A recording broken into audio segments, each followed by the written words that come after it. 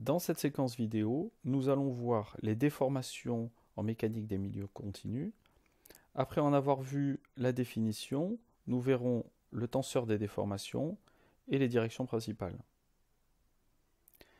Donc, si on définit dans un repère OIJK un domaine de déformation, et dans ce domaine, on va regarder à la loupe 3 points, P, Q, R, tels qu'ils font un angle de 90 degrés entre PR et PQ, et bien après déformation, le point P est devenu P', il a changé de position.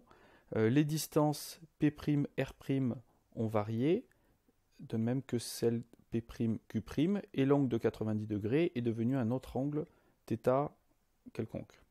Eh bien, les déformations linéaires sont définies par epsilon au point P relative à la direction petit n, comme la limite lorsque la distance PQ tend vers 0, de la variation de longueur PQ par rapport à la longueur initiale.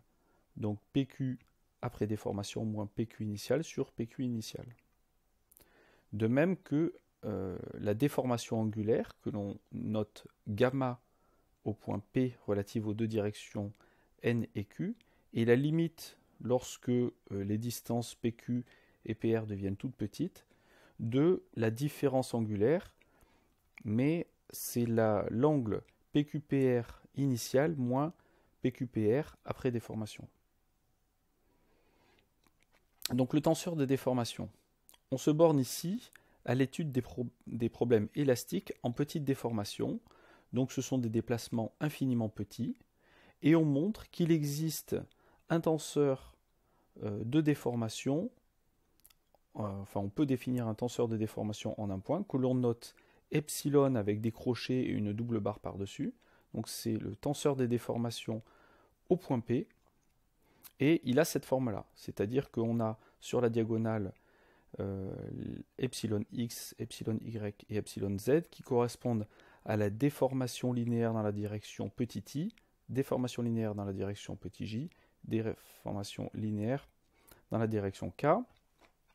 Et ensuite, les autres termes sont les déformations angulaires entre i et j, enfin les demi-déformations angulaires entre i et j, demi-déformation angulaire entre i et k, demi-déformation angulaire entre j et k, et, comme on le rappellera après, la matrice est symétrique, donc gamma xy est égal à gamma yx. Alors, reprenons ce que l'on regardait tout à l'heure. Donc, on a nos 3 points PQR, tels que PR est égal à la petite longueur dx tendant vers 0, et PQ, la petite longueur dy tendant vers 0, et ils font un angle de 90 degrés. Après déformation, le point P est devenu P', la distance PR devient P'R', PQ devient P', Q', et l'angle devient θ.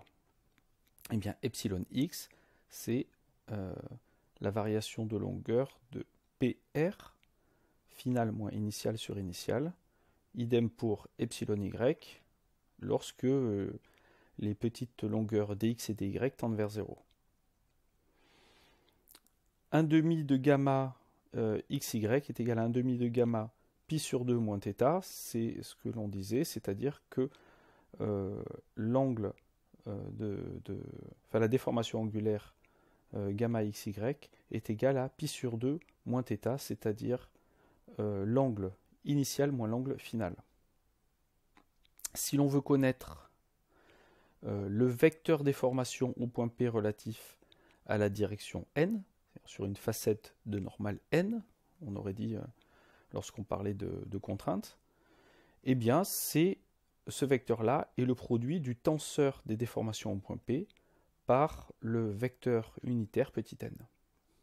Alors de même, si on se met dans un repère orthonormé NVW, eh bien le vecteur déformation au point P relatif à la direction n prend les valeurs epsilon n, 1 demi de gamma NV, 1 demi de gamma NW dans le repère NVW.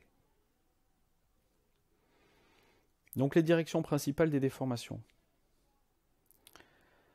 Par analogie avec les contraintes, la matrice du tenseur de déformation est symétrique, on l'a déjà dit. On montre qu'il existe 3 directions principales qui sont définies par les vecteurs N1, N2, N3, qui sont orthogonaux et correspondent aux 3 déformations linéaires principales distinctes que l'on note ε1, ε2, ε3, comme pour le tenseur des contraintes, on les appelait sigma 1, sigma 2 et sigma 3. Eh bien, dans ce repère dit principal, donc le repère au point P, le repère P, N1, N2, N3, il prend la forme diagonalisée ε1, ε2, ε3, et il n'y a plus de déformation angulaire. Comme le tenseur des contraintes prenait la même forme avec sigma 1, sigma 2 et sigma 3 lorsqu'on était dans le repère principal. Donc les déformations angulaires correspondantes aux directions principales sont nulles. D'accord ? C'est ces petits zéros qui sont ici. Et les axes principaux des déformations sont identiques aux axes principaux des contraintes. D'accord ? Les N1, N2, N3 qu'on a là sont les mêmes que lorsqu'on parlait de contraintes principales. Nous pourrions définir le tricercle de mort des déformations dans le repère, ici, epsilon et moins gamma, alors que pour les contraintes, c'était sigma et tau. Donc on peut définir le même cercle de mort. Et on pourrait même définir aussi l'ellipsoïde des déformations.